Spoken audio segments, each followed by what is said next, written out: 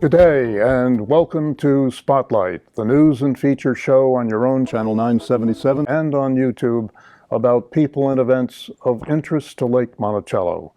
Today the spotlight falls on governance and specifically ongoing experiment in self-government by Lake Monticello, now in its 52nd year, and raises the questions: how about the board? What constitutes the board? How do you run for the board? How do you serve on the board? Well, today we have 3 members of the current board ready to illuminate us on all of that.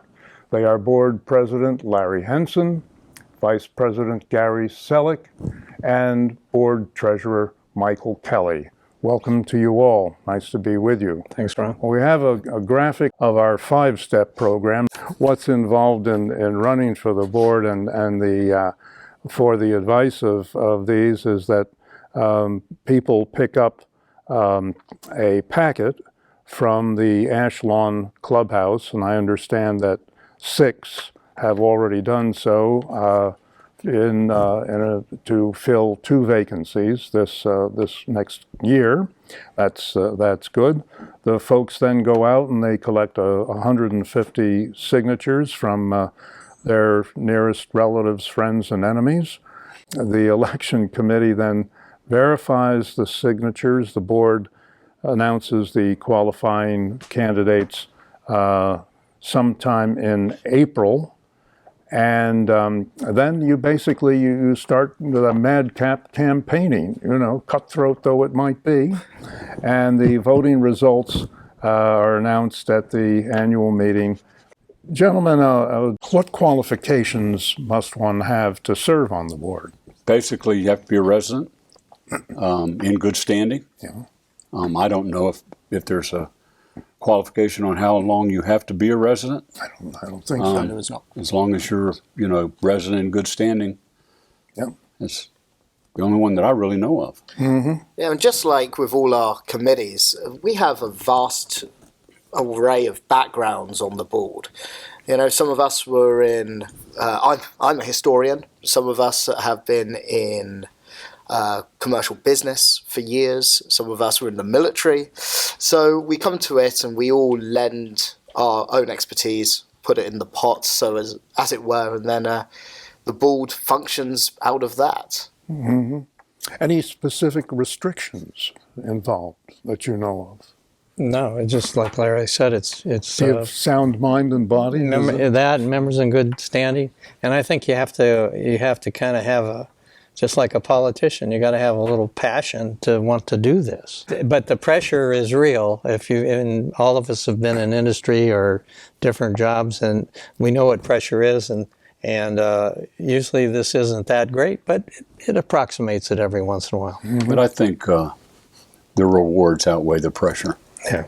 I wouldn't have run for a second term if it wasn't rewarding. And it is. You get to meet a lot of people. You're involved in the processes that make Lake Monticello run, and you hope that you can continue the good processes and improve on the ones that aren't so good. Mm-hmm. So we get another 52 years at Lake Monticello. Okay. May a candidate's friends circulate petitions on the candidate's behalf? Yes, they may, as long as they are later certified and what's the word I'm looking for? Notarized. That's the one. Yeah, they have to be notarized. Oh, really? Yes. All candidate forms have to be notarized. And so if you pick up a candidate form for a different candidate, you have to make sure you get it notarized as well. Mm-hmm. But I will tell you, Ron, that is one of the most rewarding things. I've ran like Larry has twice, and Mike's run the once. Going out and meeting people is incredibly rewarding. 150 doesn't seem like a lot of signatures when you have a community of 13,000 people, but it's difficult to get. It's hard to pin down 150 people to one place. And of course, then you don't want to get 150 signatures. You want to get 200, 250, because some of the people that you inevitably have sign your form are renters or not in good standing, and so their signatures do not count towards your total. But it's fantastic. You get to meet a vast array of people with lots of different views, and you get to learn a lot before you even get on the board about the way people want this community to be run. And part of that process, there's a standing election committee, and they're the ones that validate each and every name on that list right. to make sure they are in good standing and make sure that, in fact, they're authorized to sign it. Now, both a homeowner and the co-owner can sign in this instance. So you can have 2 people per household sign. Unlike a normal vote, you can only have the owner, one vote per household. Yeah, that's right. What prompted you, Michael, to run for the board? Well, to be frank, I'd been here 18 years and I hadn't done a darn thing for Lake Monticello. I was just working on other stuff. And I finally thought, I've got capacity, I've got experience, I can give back. And especially we had a very good treasurer roll off this year, Jay Hinkle. And I've been in financial management and everything for about 50-some years, so I figured I could contribute in that area. I didn't see anybody else on the board that had that depth, and turned out that that's what I ended up doing, being a treasurer. How did you folks campaign? Viciously. My biggest campaign was on the lake. The kayak group said that I was going to speak, and I was going to speak in the lake. So I took my bass boat and I went and parked in the middle of the lake and stood up on the deck and was surrounded by kayakers, and they asked me all kinds of questions, and it was good. They enjoyed it. We did it twice, and the lake was covered with kayaks, and it was a lot of fun. But yeah, Gary and I we went to people would invite us to their homes. Yep. And then they would in turn invite, friends and neighbors, and we opened the floor to questions, and they picked our brains and found out where we stood. And that's the value of incumbency. I got none of that. Okay, because I didn't know anybody, and so I had to go out and I had to, offer people, can I come to your house? Can I do this or that? But I didn't have those, and I think hopefully that's how it'll happen this year. Once you become a known quantity, you have more networking done. Yeah, and I think it changes every election cycle. I know this year a couple of the candidates had a lot of success with a drive-through event up at the pub to get signatures. So people could drive up, fill out their form, food line, talk to their people. Yeah, last year, Bradley Brock, who's currently on the board, had a lot of success standing outside Food Line and just handing out his petition. So people will find ways in order to get the signatures they need and interact with the people they need. I handed out ice lollies to kids going to the pool and talk to families that way. Bribery. Bribery always works. But yeah, so you find a way, and this lake does have a lot of clubs. I think I attended meetings of pretty much every club. I found out about card games I'd never even heard of, and I now know how to play mahjong. And I went to Newcomers and Old Friends. That's a big one because there's so many people. I was a member of Newcomers and Old Friends since I arrived at the lake, but then I learned how to quilt. Yes, the Peacemakers are fantastic. So. Well, that's quite a group. Are there any restrictions on how one campaigns? We have a couple organizations that they're at LMOA, but they're not really LMOA organizations. For example, beautification, I think they do their own thing. Even the Friends. They're a club. They're a club. Yeah, I'm sorry. So that's how I say it. They're clubs, and their charters typically don't like to do politics, and so that was a little bit getting used to. We could talk maybe before the meeting and after the meeting, and they really didn't want us. Even some of them didn't want to sit in the meeting, but that's a restriction that's understood because they have a certain level of independence and they want to maintain that. And of course, there's sign restrictions. They're the same as for any political signs for any election. Correct. So that's on size and duration of time in which you can put signs and things outside. So that's a big one. That's all I can think of is the signs. Yeah. Do board members face any financial obligations? Just to pay for your own signs Okay. or And of your own campaigning material. And of course, you don't have to do that. Right. Right. That's a choice that me and Larry have made before. Mike, I don't know if you put any money in last year. No. Yeah. No. So, I mean, the biggest commitment that you'll ever face as a board member is that of time. And then it Gonna get is. to that question. Yeah, so I'm going to jump ahead. But that really comes down to your position within the board as well. Just like with any committee here at the Lake, if you're a chair or you're a secretary, then you're going to take more time every week or every month than you would be if you're a regular member. For Mike as treasurer, especially around budget time and with the upcoming dues increase discussions, with Larry as president, me as vice president, yeah, we have to put in a little bit more time than, say, some of the other board members. But at the end of the day, the time commitment isn't too great. And like Larry says, I mean, the rewards at the end of it, if you want to serve the community, there's no better way to do it than this. Yeah. It's basically up to the board member on how much you really want to put into it. I put a lot into it. I'm here every day. I have a great relationship with Tom, Tom Schauder, our general manager. It needs to be that way. So he knows where I'm coming from. I know what he's coming from. What's getting ready, things that are getting ready to happen. But I enjoy it. It's a job. I get up and look forward to coming over here. Yeah. I don't know if Tom has that same feeling, but I think if we have a good open line of communication, and I think the board and the staff need that. Yep. And I think this board and staff have done a wonderful job in one team. I think we've done a great job with that. There's another thing that I think little known. One, the three of us comprise the officers of the board. And those are voted when you get the new board members. Everybody votes, and Larry was elected president.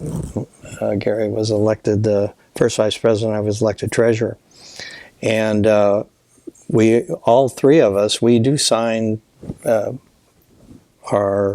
sign for bank accounts, and we have I think by Virginia law usually if something goes bump in the night. Possibly the officers are first in line to have to defend their actions, and so and our steering committee meets once a month. So it's not only the board meeting that we all attend. We also attend a steering group that kind of focuses. Steering group is We set the agenda. We set the the office agenda for the next board meeting. comprised of the officers. Our three officers, Yeah. yeah. And it doesn't have to be the president or vice president.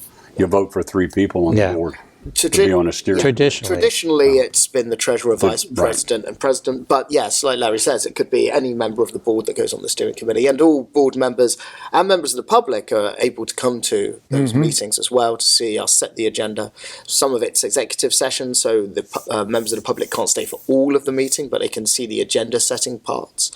So yeah, that's the only other major commitment besides the average day to day. Of course, we've got email chains and discussions that we use to communicate with the rest of the board when we're not meeting in person. And the residents. We have contact the board that they can use to contact us. And another great one, of course, is we act as liaisons with the various committees here. Yes.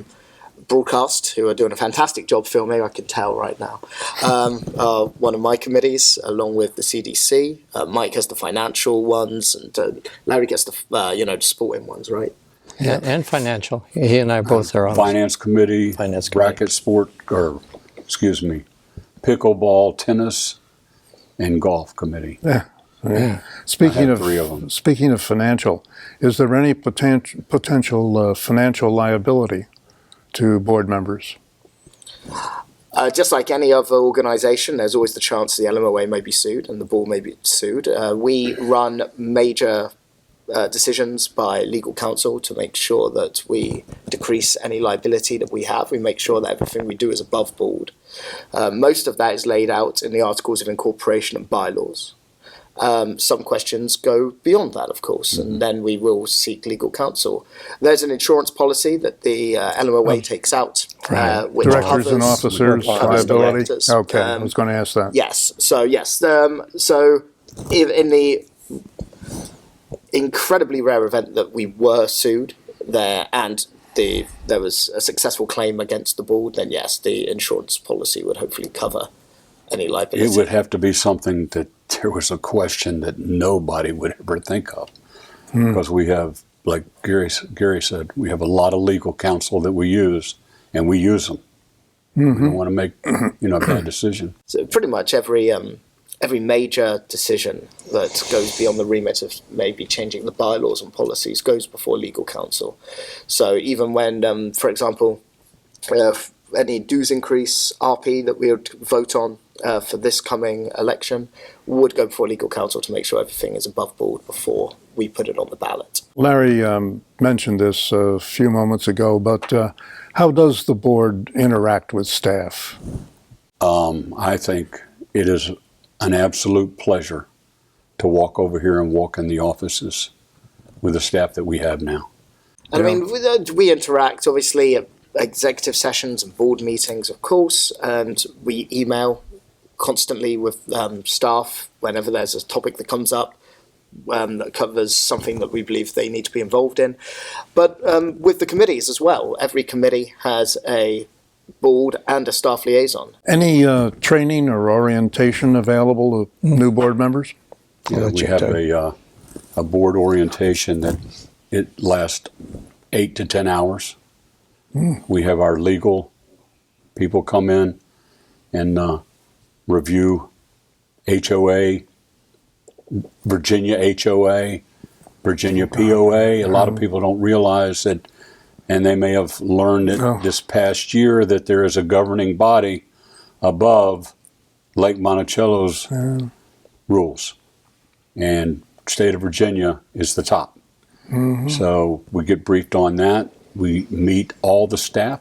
Tom brings all the head of department heads, and we get to meet them. That's something fairly new the last couple of years, which I think is fantastic.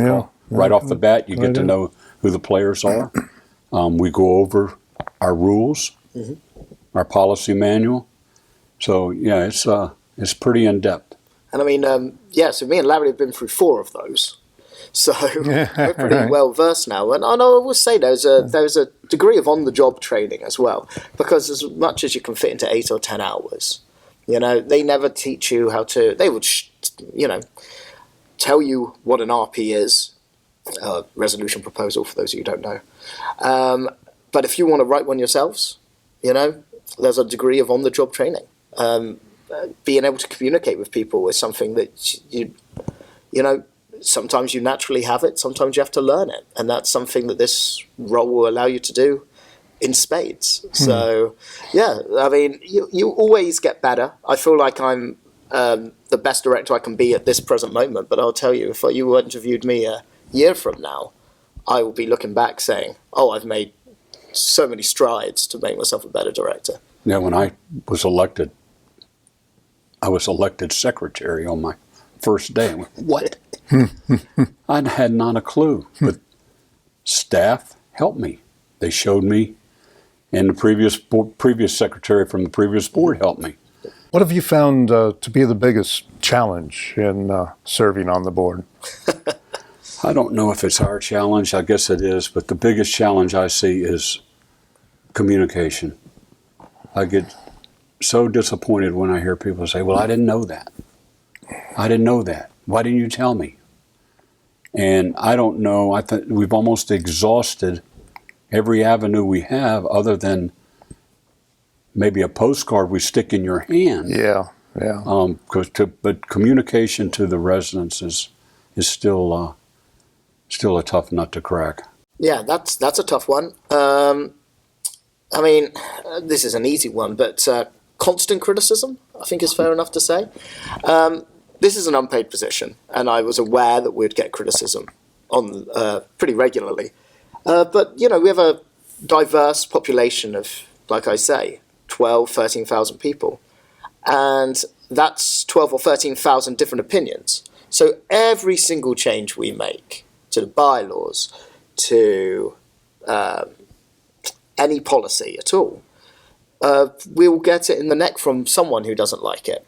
And we hear about it, and that's fine. We like hearing diversity of opinion. What grates on me the most is when people criticize us as individuals and say things like, oh, they're lining their pockets, or, oh, they're making money off of this. Because nothing could be further from the truth. Not only do I not get paid for this, but we invest huge amounts of time trying to make this place run and make this place the best it can possibly be. So yeah, the criticism's rough, and I'd say that's one of the biggest challenges. Finally, I guess what have you found to be the most rewarding part of being a member of the board? I will piggyback off what Larry said earlier. I think meeting new people has been fantastic. With the different committees that I've served on, just interacting with the general population here, it's allowed me to meet more people than I could ever have imagined meeting in any other context. So it's been fantastic that way. It makes you feel, you know, I'm from one of the fastest growing demographics here at the lake, which is young families. Mm-hmm. And, you know, most of us work in Charlottesville. Most of us come home of an evening. Most of us like chilling out at the weekends, maybe watching a football game or whatever. And so we use the amenities and things like that, but there's a degree of community building here that I still think needs to be done. We have some fantastic committees. We have some, including the YRF, which creates fantastic events that people attend. The 4th of July obviously is fantastic, but there's still ways to go, I think, in building community. And this has allowed me to feel like a valued community member more than I probably ever would have if I hadn't become involved in the first place. So I'm very appreciative for people voting for me to allow me to get on this board, and it's an absolute pleasure to serve them. It really is. I made the comment the other night in the town hall that while we're talking about dues increases in dollars, you can't put a cost or a price on people. And Lake Monticello has the greatest people. Mm-hmm. I'm from Northern Virginia. I was on a board up there. Completely different. It was too fast-paced. Nobody had time for each other. It's now, that beltway, now. Here, people rely on each other. People care about each other. And when we do functions of 4th of July or the rowing for Virginia UVA, and we have all these events. The new one that I love is the bonfire. Mm-hmm. And to see all the different people, all ages out there together makes me smile. Mm-hmm. And it's the people that's why I said I'm going to do it again.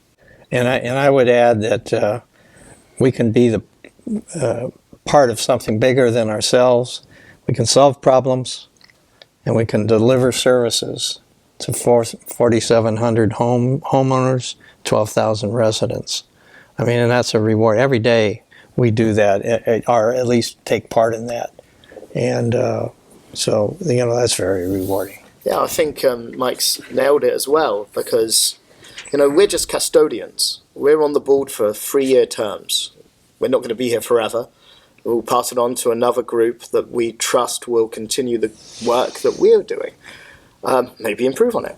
But, you know, one of the first reasons I ran was because I wanted to make sure that Lake Monticello was going to be a thriving community for my daughter, now daughters. And I wanted to be a part of that. I wanted to make sure that I was in a position where I could influence this community and hopefully secure it to make sure it thrived into the future.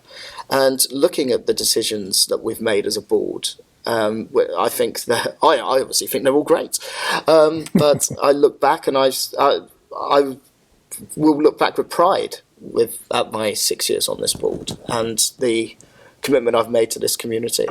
Yeah, we make some tough decisions, and a lot of times there's controversy, but when it's all said and done at the end, I think most people realize we're doing it for the entire community and we do not have an agenda. This board does not. Right. Nobody on this board has an agenda. It's all about Lake Monticello.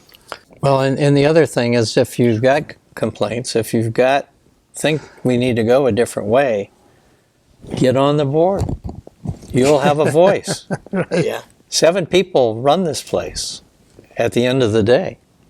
And if you want to be part of that and not just be a backbencher, then come on. Yeah, and that's one of the reasons I ran in the first place, is because, you know, I looked up at the board and it was Johnny and a load of people that I didn't recognize from, you know, my age group.